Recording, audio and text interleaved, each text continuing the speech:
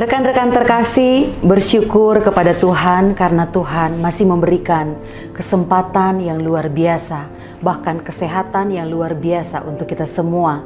Dan kesempatan yang indah pada saat ini, saya Lydia Esther dan bersama rekan saya Eri, kita saat ini ada di program Living for Christ, mencintai Tuhan, berhenti menghakimi, dan menjadi berkat. Program ini terdiri dari 3 segmen. Segmen pertama adalah cerita kita, segmen kedua adalah topik kita, dan segmen ketiga adalah apa kata firman Tuhan buat kita.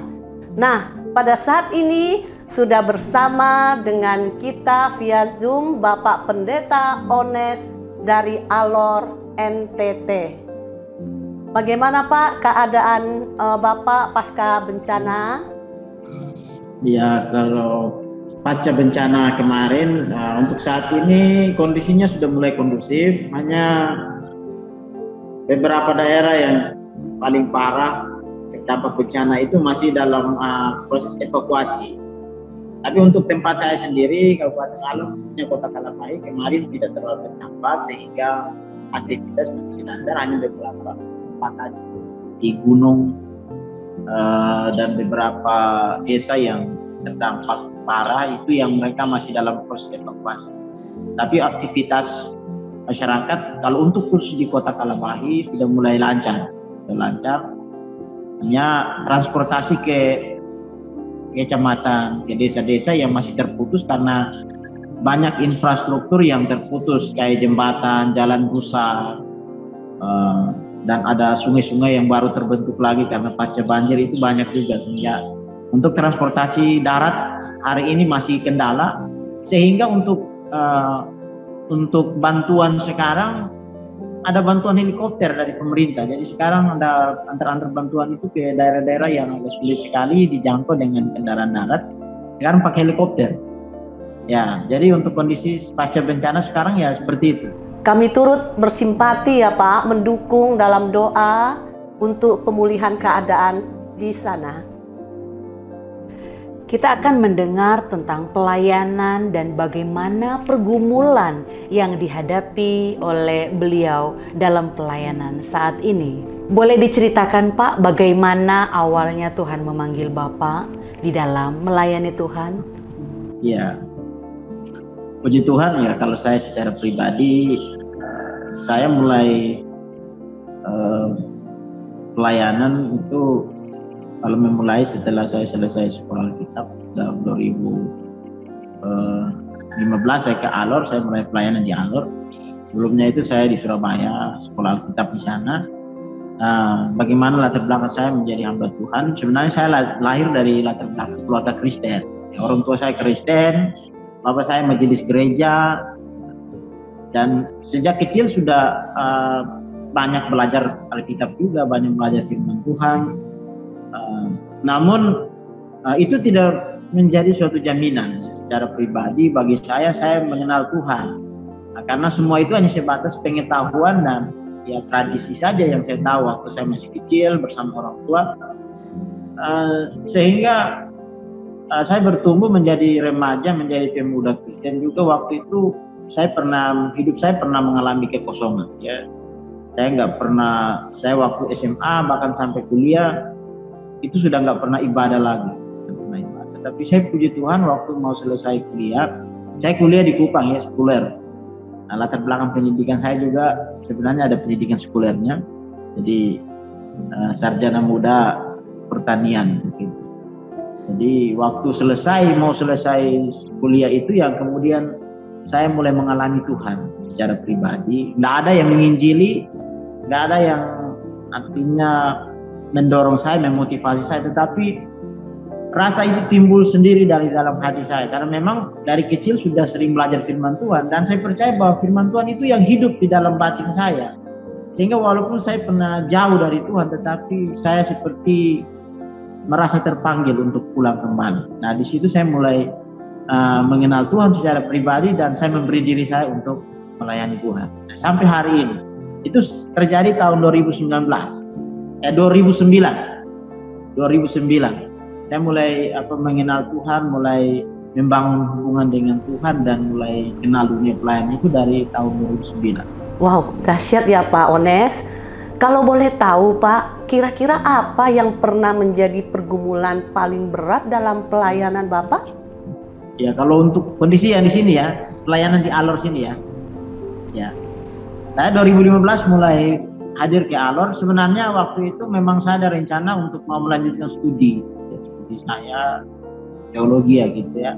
Tapi ketika saya sampai ke Alor, saya mulai bergabung dengan teman-teman. Ada beberapa teman yang melakukan aktivitas kegiatan penginjilan dan juga pelayanan ke desa-desa. Dari situ saya mulai merasa bahwa kalau bukan sekarang kapan lagi. Akhirnya saya sudah tidak memutuskan untuk lanjut. Saya memutuskan untuk memulai pelayanan dengan bekal saya sekolah Alkitab ya. Saya bukan sarjana teologi. Saya cuma sekolah Alkitab ya sekelas setara diploma D2 gitu. Tapi saya bersyukur dengan bekal itu saya bisa melayani Tuhan, dan sampai hari ini saya sudah juga masuk dalam satu bagian dalam denominasi Kristen melalui Gereja Bethel Injil Sepenuh. Saya menjadi pendeta muda di sini dan saya melayani dari 2017. Dari 2017 saya sudah ada di organisasi ini sampai hari ini saya bisa melayani Tuhan. Dan yang paling berat dalam hidup saya adalah masalah ya kita harus berhadapan dengan situasi pelayanan yang kadang-kadang berbeda dengan ekspektasi kita. Ada kalanya apa yang kita inginkan itu ya terjadi di luar daripada apa yang kita mau. Namun kita harus belajar untuk beradaptasi, tetap survive dengan setiap kondisi yang ada dan harus tetap melayani Tuhan. Dan itu memang satu keadaan yang sulit karena saya juga di sini pelayanan juga bukan jemaat yang saya rintis sendiri, tapi saya membantu pelayanan yang ini estafet melanjutkan begitu. Jadi kadang-kadang juga ada hal-hal yang kita mau lakukan tetapi masih berbenturan dengan pola pikir yang masih lama begitu, dan itu menjadi pergumulan secara pribadi. Namun saya percaya bahwa suatu saat juga perubahan itu akan terus terjadi. Luar biasa. Ada tidak Pak pengalaman dalam pelayanan Bapak, dalam penggembalaan Bapak, pengalaman yang begitu mengesankan? Kalau pengalaman pelayanan saya di sini ya kalau di gereja ini saya sebagai staf penggembalaan. Ada ibu gembala, kemudian di bawahnya itu ada saya, dan saya melayani sebagai gembala pemuda di sini. Dan yang terkesan bagi saya selama ini adalah bagaimana pemeliharaan Tuhan dalam hidup saya. Jadi saya tidak punya pilihan untuk pekerjaan yang lain selain melayani Tuhan. Walaupun ada beberapa hal yang saya kerjakan untuk mendukung pelayanan, tapi itu bukan yang utama. Yang utama saya sejak tahun 2015 saya melayani di sini adalah saya full dalam pelayanan. Dan kalau mau dibilang ya apa yang didapatkan di dalam pelayanan ya kalau mau dihitung-hitung ya tidak mampu untuk mencukupi semua kebutuhan. Tapi saya percaya sampai hari ini saya masih ada itu karena pemeliharaan Tuhan begitu. Dan memang pemeliharaan Tuhan itu nyata dalam hidup saya secara pribadi dalam pelayanan ini. Jemaat yang saya layani ini tidak seberapa. Di gereja ini hanya cuma 6 kakak yang produktif, yang lain itu sudah lanjut usia, sudah tua, dan juga ada anak-anak sekolah yang kita bimbing mereka, dan ya, tidak ada sesuatu yang lebih yang kita bisa harapkan secara materi, tetapi kita percaya bahwa semua ini masih bisa berjalan sampai hari ini itu karena pemeliharaan Tuhan dalam hidup saya. Wah, Tuhan kita dahsyat ya Pak. Nah, sebagian besar hamba Tuhan yang berstatuskan gembala pada umumnya hidup dari pelayanannya. Nah, pada saat pandemi COVID-19 ini Pak, mengakibatkan banyak hamba Tuhan yang tidak sanggup lagi mencukupi kebutuhan mereka di dalam pelayanan, bahkan mencukupi kebutuhan keluarga mereka. Nah, bagaimana Bapak mensiasati untuk mencukupi kebutuhan pelayanan Bapak dan kebutuhan rumah tangga Bapak? Ya, kalau saya cerita sedikit karena seperti yang tadi saya katakan saya full untuk pelayanan, tapi di samping itu kan ada ya, sampingnya saya juga ada bisnis kecil-kecilan gitu ya untuk membantu pelayanan juga. Nah, waktu pas pandemi itu kan bisnis juga kan tidak bisa berjalan. Jadi ya mau tidak mau ya cuman harapannya ada lewat pelayanan aja. Kalau memang ada berkat Tuhan di sana ya kita nikmati gitu. Jadi dengan masa pandemi itu banyak hal yang terhenti. Jadi ada beberapa rencana yang mau dikerjakan khususnya untuk menopang pelayanan, beberapa pekerjaan ya di samping pelayanan itu semuanya tidak berjalan ya. Jadi hanya cuman murni pelayanan, dan beberapa jemaat tempat saya melayani juga ya puji Tuhan mereka semua tetap di dalam pemeliharaan Tuhan, sehingga kalau saya melihat sejauh ini Tuhan itu begitu baik ya, khususnya bagi jemaat Tuhan, sehingga mereka juga tetap loyal, semangat mereka ibadah, bahkan usaha yang mereka jalankan juga masih tetap diberkati Tuhan. Walaupun sampai hari ini pandemi masih menjadi salah satu permasalahan ya umum yang terjadi, namun untuk jemaat Tuhan di tempat saya melayani sampai saat ini tidak ada sesuatu yang keluhan yang dari dalam diri mereka bahwa mereka itu merasa terbeban dengan kondisi ini, tapi justru ada semangat yang mereka miliki untuk mereka tetap bertahan di tengah pandemi ini. Jadi ada beberapa yang memang kerjanya serabutan, ada juga yang pedagang, ya, itu banyak sekali kekurangan omsetnya menurun. Tapi puji Tuhan bahwa sekarang sudah mulai ada pemulihan, aktivitasnya sudah bisa berjalan baik lagi, dan mereka tetap menjadi diberkati. Dan kami sebagai hamba Tuhan tetap melakukan tugas kami sebagai pelayan Tuhan, tetap membimbing, menguatkan mereka. Dan memang ya satu-satunya untuk bagaimana kita bisa menjalani hidup sebagai hamba Tuhan, dan kita hidup dari pelayanan itu. Dan sampai saat ini tetap untuk masalah kebutuhan hidup masih tetap tersedia. Tuhan pasti menyediakan. Ada tidak Pak pergumulan hari-hari ini selain dari pandemi COVID-19? Atau memang status pandemi saat ini menjadi pergumulan berat buat Bapak dan tim di gereja Bapak? Ya, kalau untuk pelayanan gereja tempat saya melayani memang sebelum pandemi juga memang kita juga dalam pergumulan, khususnya ya, pembangunan ya, karena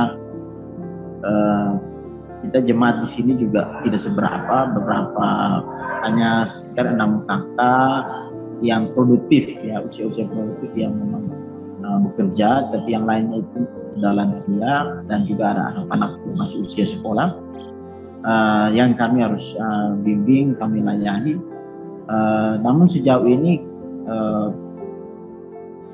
bebannya itu ya semua jemaat mereka merasa terbeban dengan pelayanan pekerjaan Tuhan, sehingga sampai hari ini kita bersyukurlah. Artinya perlahan-lahan tahun kemarin ada beberapa item yang kita pergumulkan Tuhan jawab. Salah satu yaitu bagaimana nanti saya kirim videonya kondisi gerejanya bagaimana, ada pembangunannya saat ini sedang berjalan, dan juga ada beberapa yang masih dalam perencanaan. Tapi pergumulan utama dalam pelayanan yang ini pembangunan, terus kemudian untuk kondisi jemaat yang mau dibilang ya kadang-kadang ya ada patif ya, ada beberapa jemaat juga yang mereka memilih tidak buat, dan tidak menjadi persoalan karena memang melihat situasi. Namun kita masih bertahan dengan situasi ini. Saya percaya juga bahwa itu semua karena pemeliharaan Tuhan. Karena memang waktu saya hadir di sini banyak hal yang memang sangat terbatas sekali. Namun beberapa tahun ini terjadi ada perubahan. Ya, gereja ini tahun kemarin sudah dikeramik, kemudian tahun ini juga kita diberkati dengan ada LCD, ya, kita punya LCD dan alat musik juga ya sudah lengkap, ada orang-orang yang berpakai donasi, para donatur untuk memberkati kita di tempat ini. Jadi ada cara Tuhan lah yang Tuhan pakai untuk menolong pekerjaan Tuhan yang ada di tempat ini. Wah, luar biasa. Kira-kira apa yang menjadi harapan ke depan dalam pelayanan Bapak? Harapan saya dalam pelayanan untuk ke depannya, saya juga artinya terbeban sekali dengan pelayanan tempat ini ya. Saya rindu gereja ini berkembang gitu. Karena saya ingin dalam harapan kami sebagai pelayan Tuhan di sini, walaupun saya bukan pendiri ya, kami hanya membantu pelayanan, tapi saya rindukan bagaimana aset yang Tuhan berikan ini di suatu saat akan berkembang, memberikan buah yang lebih banyak lagi. Karena pelayanan ini, daerah ini cukup strategis ya, lokasi gereja ini ada pas di pusat kota, dan kemudian ada beberapa dia punya halaman yang masih kosong juga. Nanti saya kirim videonya, dan kami rencanakan di gereja ini mau buat rumah singgah ya. Kami mau bangun rumah singgah bagi setiap kanan di Kota Kalabahi. Ini kan jadi tujuan studi sekarang ya. Karena universitasnya juga sudah ada 2 di sini, dan kemudian ada anak-anak sekolah SMA yang mereka dari gunung, dari kampung begitu, mau sekolah ke kota, kebanyakan kan mau ngekos dan sebagainya. Justru mereka cari tempat tinggal. Nah, di sini kita mau bangun rumah singgah untuk anak-anak itu, sekaligus kita bimbing mereka, untuk mereka juga lebih kenal Tuhan. Nah, ini yang menjadi kebutuhan saya ke depan, itu yang mau kita bangun. Dan harapan saya bahwa tetap kami juga butuh dukungan dari siapa saja dalam doa dan apapun juga, untuk tetap mendukung pelayanan di tempat ini, agar pelayanan ini semakin hari boleh berkembang. Terima kasih Bapak Pendeta yang sudah menyediakan waktunya untuk berbagi cerita mengenai pelayanannya.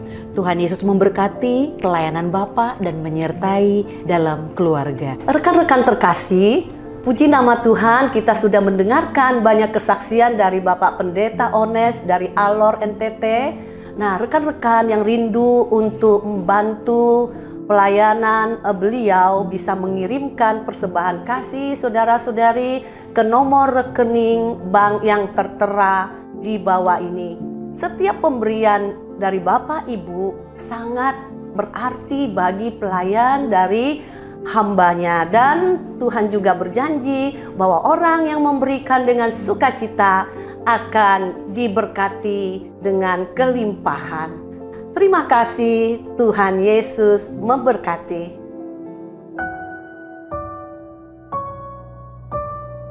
Shalom rekan-rekan terkasih. Kadang-kadang kita sebagai anak-anak Tuhan bisa merasa seperti berada di dalam ujian yang sangat berat.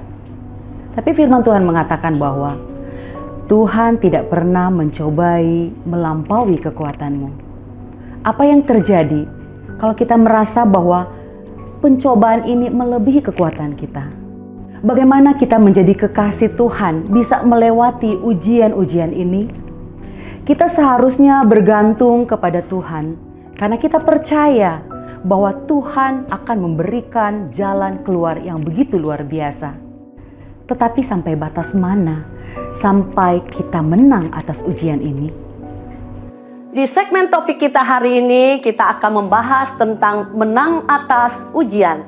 Dan di tengah-tengah kita sudah hadir Bapak Pendeta Stephen Rudi Palit dari GBI Jemaat Rukun Keluarga yang disingkat dengan GBI Jeruk.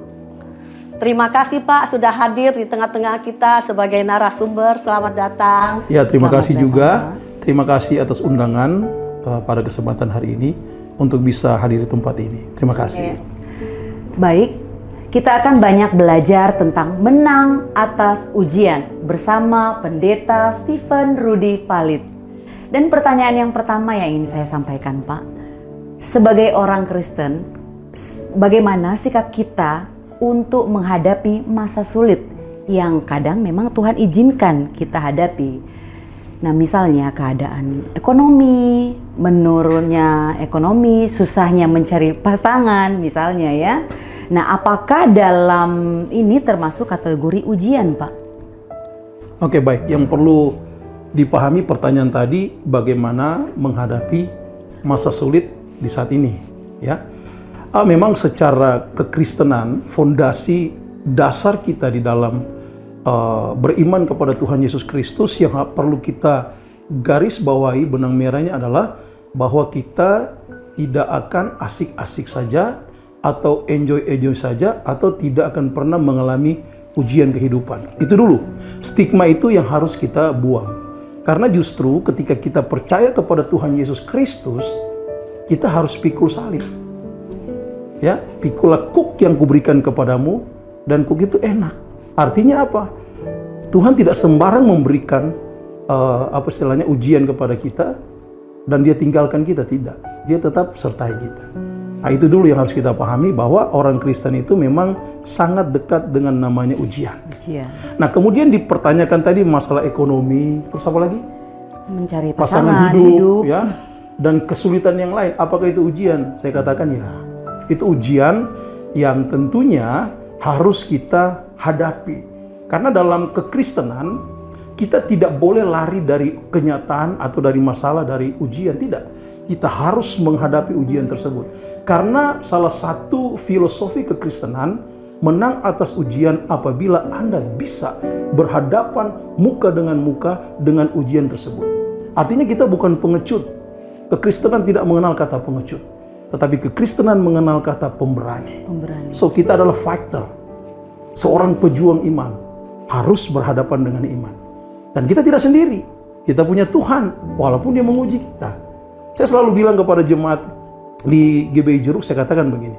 Kalau Anda punya masalah, jangan selalu sering datang ke Tuhan menangis dan berteriak. Tuhan, aku punya masalah. Tapi sekali-kali putar. Datang kepada masalah dan bilang, "Hai problem, I have big God." Hai masalah, aku punya Tuhan yang besar. Maka Tuhanmu semakin besar. Engkau dengung-dengungkan, masalahmu semakin kecil. Tapi kalau setiap hari engkau merengek, menangis, berteriak seolah-olah masalah itu lebih besar daripada Tuhan, maka terbalik cara berpikirnya. Masalah itu tidak akan pernah kelar. Karena kenapa? Engkau tidak siap menghadapi masalah itu. Tapi ketika engkau datang kepada masalah dan bilang, "Hey problem, I have big God." Masalah, aku punya Tuhan yang besar. Disitulah keberanian seorang pejuang iman. Dan engkau pasti akan menang dalam ujian. Amin. Nah, dalam situasi yang sulit, Pak, biasanya orang suka bilang, "Oh, ini ujian dari Tuhan. Ini cobaan dari Tuhan." Apakah perbedaan antara kata ujian dan kata cobaan, Pak? Bila ada perbedaannya, bagaimana kita bisa tahu kalau ini adalah ujian dan ini adalah cobaan? Ini pertanyaan menarik and classic question. Karena ini sering dipertanyakan dari abad ke abad. Sampai dengan abad modern ini. Dan sebenarnya jawaban sebenarnya sudah banyak. Tetapi kita harus menjelaskan kepada pemirsa juga yang menyaksikan acara Living for Christ. Luar biasa, hidup bagi Kristus. Nah, ujian dan pencobaan. Saya sudah mempersiapkan teksnya ya. Saya membaca di dalam Yakobus 1 ayat 3 dan 4. Saudara-saudaraku, anggaplah sebagai suatu kebahagiaan apabila kamu jatuh ke dalam berbagai-bagai pencobaan. Sebab kamu tahu bahwa ujian terhadap imanmu itu menghasilkan ketekunan. Ada kekontrasan seolah-olah dalam ayat ini. Pencobaan, tetapi di ayat berikut menjadikannya iman. Apa ujian? Ya, kalau kita tidak lihat dari sisi akar katanya, maka kita akan keluar dari esensi dari penjelasan ini. Nah, sebenarnya begini, secara umum, hal-hal peristiwa yang dialami seorang Kristen sampai dia benar-benar terpuruk dalam kehidupannya, mendapatkan masalah, kesukaran, musibah, dan lain sebagainya. Itu masuk dalam konteks ujian. Tetapi ada hal pencobaan yang harus kita pahami di sini. Nah, saya mau sampaikan kepada kita. Secara umum, kita harus pelajari tentang 3 hal konkret. Yang pertama, ya, mengenali sumbernya. Kedua, sifatnya. Ketiga, tujuannya. Inilah yang bisa membedakan ujian dan pencobaan. Ya, yang pertama sumbernya. Ujian itu sumbernya dari Tuhan. That's right, absolute. Pencobaan sumbernya dari iblis. Sifatnya ujian untuk membuat kita kuat, survive dalam kehidupan, untuk membuat kita melekat kepada Tuhan. Sifatnya dari pencobaan untuk kita menjauh dari Tuhan dan mendatangkan dosa. Kalau sifatnya dari iman untuk mendatangkan ketekunan. Kemudian tujuan yang terakhir adalah tujuan daripada ujian untuk kita memahami penyempurnaan secara keimanan kita, kedekatan kita dengan Tuhan. Tapi tujuan dari pencobaan supaya kita jatuh ke dalam dosa dan meninggalkan Tuhan. Esensi itu yang harus perlu kita ketahui semua pemirsa di rumah yang menyaksikan acara ini. Bahwa ketika engkau melihat ya sifatnya dari mana, asalnya dari mana, sifatnya seperti apa dan tujuannya apa. Tadi saya sudah jelaskan. Ujian itu dari Tuhan. Sifatnya supaya kita tekun dan tetap terus berserah kepada Tuhan. Tujuannya agar kita lebih mengenal Tuhan, penyempurnaan secara keimanan kita. Dan akhirnya muaranya adalah kehidupan rohani kita semakin baik. Tapi kalau pencobaan asalnya dari iblis, sifatnya selalu menggoda kita dan akan membuat kita jatuh ke dalam dosa. Dan tujuannya supaya kita benar-benar menjadi orang berdosa dan jauh terpisah dari Tuhan. Seperti itu. Wow, menarik sekali. Ya. Nah, muncul pertanyaan, Pak. Oke, silakan. Apakah kita sebagai orang percaya ya, sebagai orang Kristen, boleh nggak sih? Apakah diperbolehkan melakukan sesuatu yang dengan keadaan terpaksa? Misalnya, terpaksa harus menikah dengan saudara yang tidak seiman, terpaksa nih gitu kan, mungkin ikutin anjuran mungkin dari keluarga atau bagaimana, atau lagi misalnya dia dalam kondisi yang terpaksa nih menipu misalnya, terpaksa korupsi, bagaimana Pak? Nah gini, kembali kepada sifat dasarnya. Jadi pencobaan itu kan bersumber daripada iblis, tetapi dia memakai keinginan kita, keinginan manusia. So apa yang dikatakan tadi, korupsi, ya kan? Itu kan kita sudah tahu korupsi itu salah. Betul. Tidak boleh. Iya. Tetapi kita memposisikan diri kita untuk mendengarkan itu, keinginan itu, cobaan itu masuk dalam pencobaan. Dan kita memilih untuk melakukan korupsi. Berarti kita masuk kepada sifatnya daripada pencobaan itu. Untuk kita jatuh, untuk kita berbuat dosa. Dan akhirnya masuk kepada tujuan daripada pencobaan itu, kita terpisah dengan Tuhan. Dalam artian kita berbuat dosa. Demikian masalah apa lagi tadi? Selain korupsi, apa tadi? Korupsi, menikah dengan tidak seiman. Hal ini saya tidak boleh menjawab dari hal yang umum ya. Tetapi secara konteks kekristenan. Terang dan gelap tidak akan pernah bersatu. Itu absolut firman Tuhan. So ketika kita percaya kepada Yesus Kristus, ya adalah lebih baik kita menikah dengan yang seiman. Itu firman Tuhan jelas. Karena kenapa? Ketika kita menikah dengan tidak seiman, satunya ngomong A, satunya ngomong B, dia tidak akan pernah ketemu. Ada lagi ditutup dengan teknik baru yang saya dengarkan dari anak-anak muda. Pak Pendeta, supaya kan kalau dia menikah dengan saya, nanti saya akan bawa ke kepercayaan kita, bawa jiwa. Saya selalu bilang salah konsep begitu. Yang benar adalah Injili. Sampaikan kebenaran firman. Dia punya komitmen, misalnya percaya kepada Yesus dengan sungguh-sungguh, why not? Kenapa tidak? Tapi jangan punya konsep seperti itu. Jangan-jangan kita sendiri akan terbawa dalam tanda petik. Ya. Seperti itu. Jadi kalau ditanya, boleh nggak menikah dengan tidak seiman sebagai seorang hamba Tuhan? Ya saya katakan tidak boleh sebenarnya. Tapi kalau misalnya dia bertobat dan terima Yesus sesuai dengan kepercayaan kita, kenapa tidak? Tapi sekali lagi bukan pada sisi tidak menghargai perbedaan. Jadi ini kan akan ditonton oleh banyak orang. Nanti mungkin ada dapat komentar-komentar miring. Tapi saya mau katakan ini perspektif kekristenan. Ya, perspektif kekristenan. Jadi jelas. Ya, di kita mengajarkan tentang itu. Kalau orang tanya nanti, loh berarti Bapak tidak punya kasih. Ini bukan masalah tidak punya kasih. Tetapi berbicara on the track.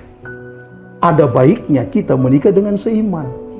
Agar menyatukan persepsi. Karena kan begini, ini dua nih.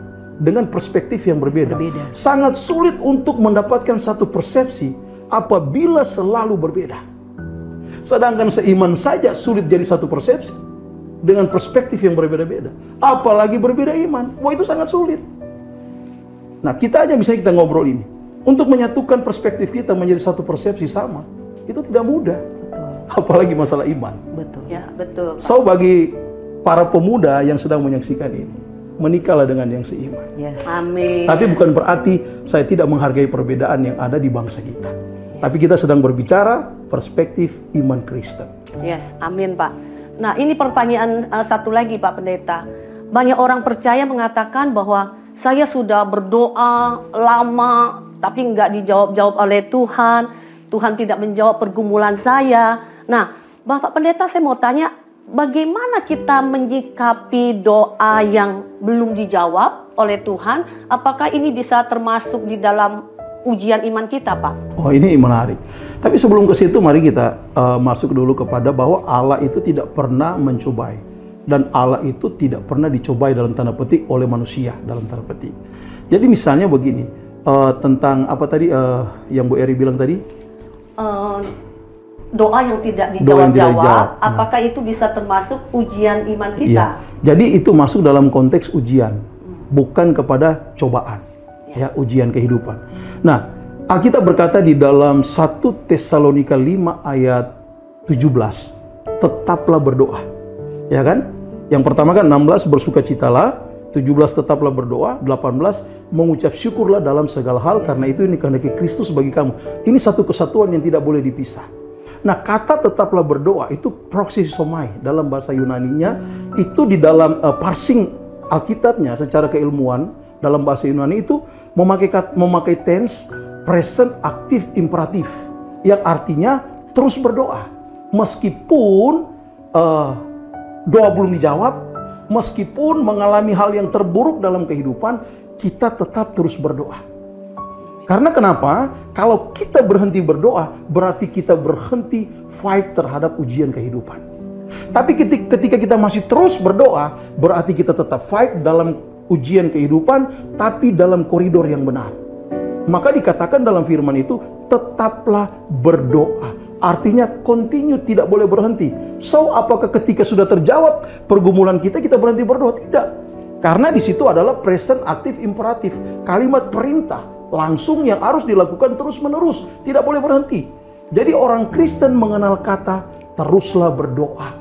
Jangan pernah berhenti berdoa. Walaupun kehidupanmu sudah mapan, jangan pernah berhenti berdoa. Walaupun kehidupanmu katakan berkekurangan dalam tanda petik secara ekonomi, Anda jangan berhenti berdoa. Dan yang paling tepat, berdoa itu gaya hidup, nafas kehidupan, bukan gaya untuk mendapatkan sesuatu. Kekristenan jangan punya pola, saya berdoa supaya Tuhan jawab, saya harus dapat pekerjaan, saya harus dapat jodoh, saya harus dapat rumah, saya harus dapat mobil. Konsep berdoa seperti ini salah. Yang benar adalah jangan pamrih dalam berdoa. Tuluslah apa adanya ketika Anda berdoa. Kalau engkau berdoa tulus ada apanya, maka setelah ada apanya engkau raih, engkau tidak akan berdoa lagi. Tapi kalau Anda berdoa tulus apa adanya, apapun yang sudah diraih, Anda akan tetap berdoa. Karena itu menjadi gaya hidup kita. Dan jadi kalau Anda berdoa belum dijawab dalam tanda petik, jangan pernah berkata, oh Tuhan, ini ujian kok gak pernah selesai. Justru Tuhan lagi melihat keteguhan hati kita. Karena begini, jawaban itu udah 3. Ya, tunggu, tidak. Ada yang berdoa hari ini, sore, dijawab, berdoa jam 5, dijawab jam 6. Ada yang berdoa hari ini dijawab 50 tahun kemudian. Ada yang berdoa hari ini dijawab 7 tahun kemudian. Tapi ada yang berdoa tidak dijawab. Contoh praktis yang tidak akan dijawab. Misalnya begini, dia pemalas, hobinya tidur, ngorok, tidur ya. Bangun pagi, dia mandi, minum kopi, makan pisang goreng contoh.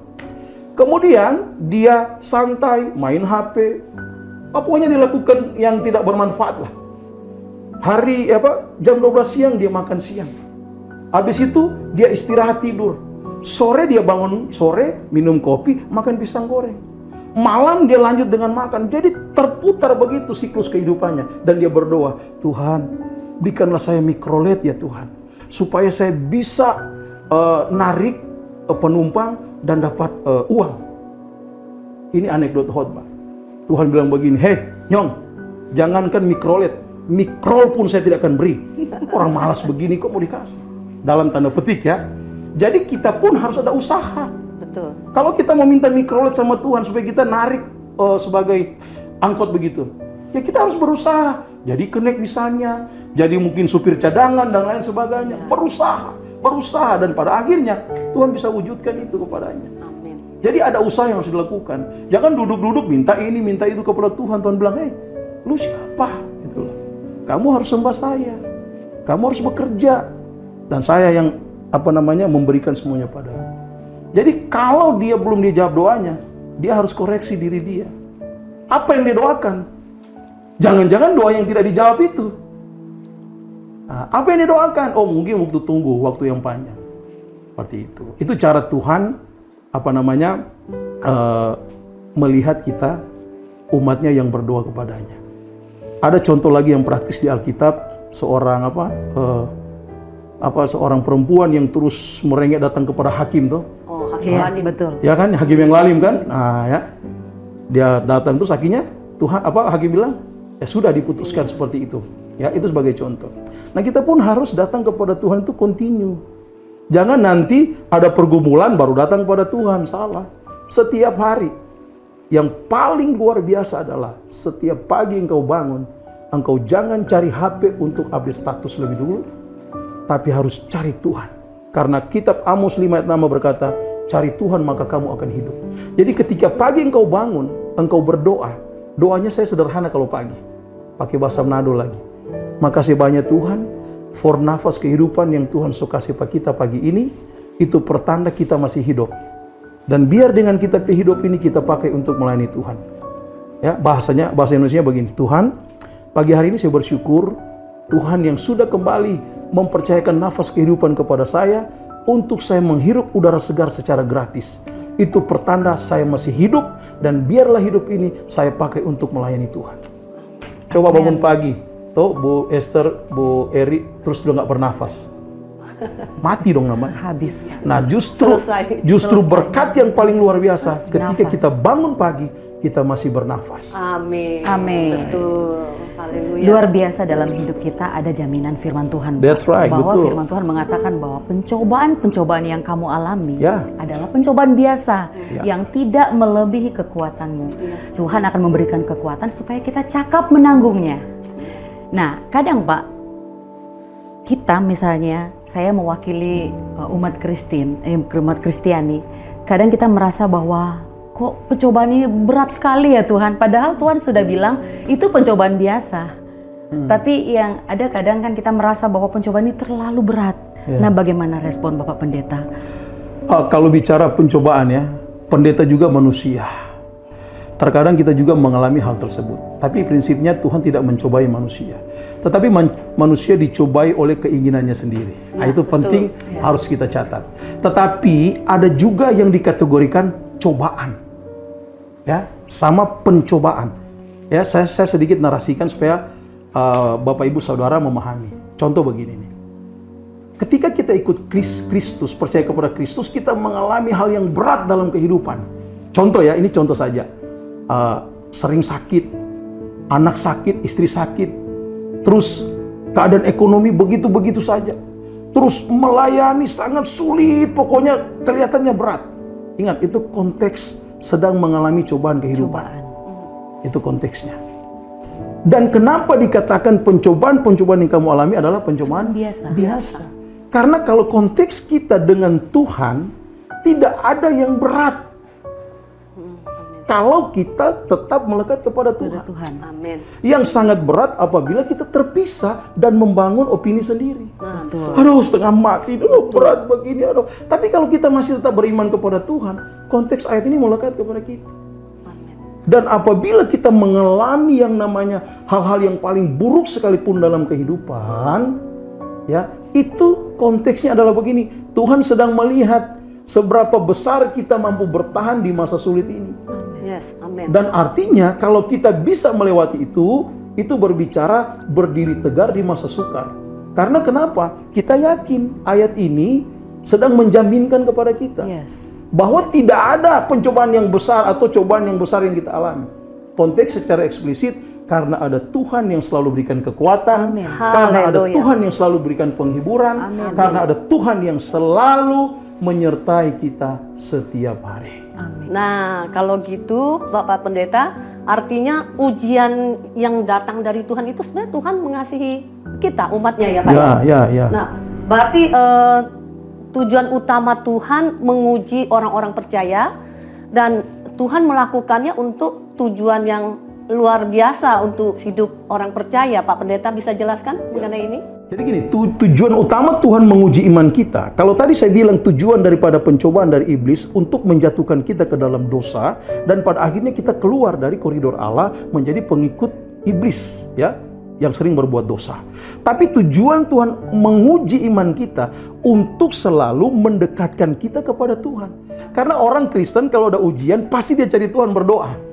Apapun itu alasannya, pasti dia akan, Tuhan tolong saya Tuhan. Jadi ternyata orang Kristen itu harus dikasih ujian supaya dia cari Tuhan. Jadi konsepnya seperti itu. Tetapi secara dalam, secara eksegesis firman Tuhan, apabila Tuhan memberikan ujian kepada kita, satu jawabannya, supaya kita datang kepada Dia. Amin. Karena jawaban the only one hanya dari Kristus. Jawaban dari segala permasalahan ujian kehidupan kita hanya Yesus jawabannya. Jadi itulah tujuannya kalau misalnya Tuhan menguji kita. Dan yang kedua, penyempurnaan iman kehidupan kekristenan. Dan yang ketiga, aplikasi kehidupan kita. Amen. Kita disebut orang yang beriman, yang tahan uji, mendatangkan ketekunan iman. Nah, oke Pak Pendeta. Jadi semua yang Bapak sudah jelaskan kepada kita, artinya ada ujian dari Tuhan. Sebenarnya Tuhan sangat mengasihi umatnya ya Pak Pendeta ya. Terima kasih Pak, penjelasan yang luar biasa. Hari ini kami sangat diberkati. Terima kasih atas kehadiran Bapak Pendeta Stephen Rudy Palit. Pada hari ini Tuhan Yesus memberkati pelayanan Bapak, melimpah-limpah berkatnya dari Tuhan. Terima kasih Pak. Ya, sama-sama saya juga merasa diberkati dalam program ini, Living for Christ. Maju terus dalam Tuhan, jangan pernah berhenti menabur dalam kebaikan. Tuhan ingin umatnya selalu menang ketika diuji. Menang atas ujian. Dengan perintah Tuhan sepertinya sulit. Memang secara manusia mungkin sulit. Tetapi kita yakin dan percaya bahwa Tuhan selalu memberikan kekuatan. Tuhan memberikan jalan keluar supaya kita cakap menanggungnya. Menang ketika diuji. Melalui penundaan jawaban atas doa-doa kita. Dan akhirnya menang ketika diuji dengan pengorbanan karena ternyata kita mampu mengorbankannya. Tuhan menguji kita agar kita menang, bukan mencobai agar kita kalah, tetapi Tuhan mau kita hidup dalam kemenangan. Tuhan Yesus memberkati.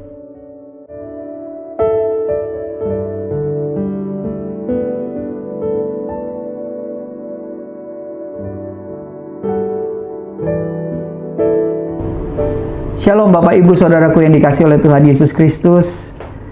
Menarik sekali tadi ya ketika kita mendengarkan topik di segmen kedua tentang bagaimana menang atas ujian.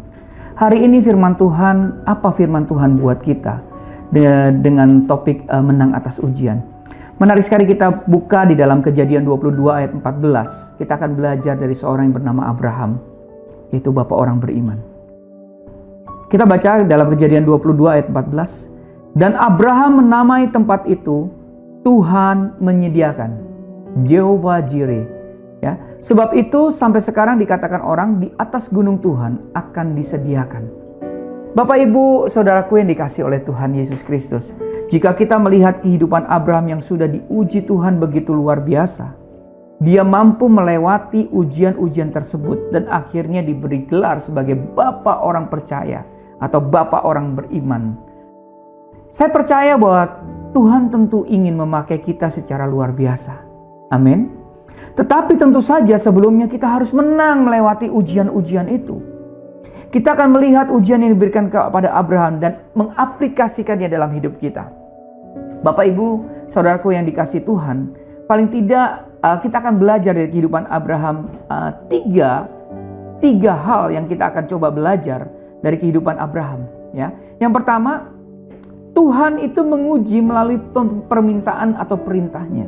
Ya, yang pertama yang kita belajar dari Abraham adalah Tuhan menguji melalui permintaan atau perintah.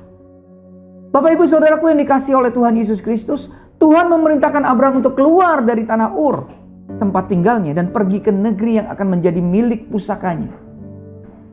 tanpa mengetahui letak tanah tersebut. Bayangkan, kita disuruh pergi, ya kita nggak tahu kemana. Ya, kalau sekarang mungkin kita bisa melihat perjalanan dari Ur dan ke Kanaan itu kira-kira 1536,9 km. Tapi pada saat itu Abraham nggak tahu. Dan perhatikan baik-baik bahwa usia Abraham pun juga bukan usia yang muda. Ya, tetapi sudah memasuki usia yang senja, yaitu 75 tahun.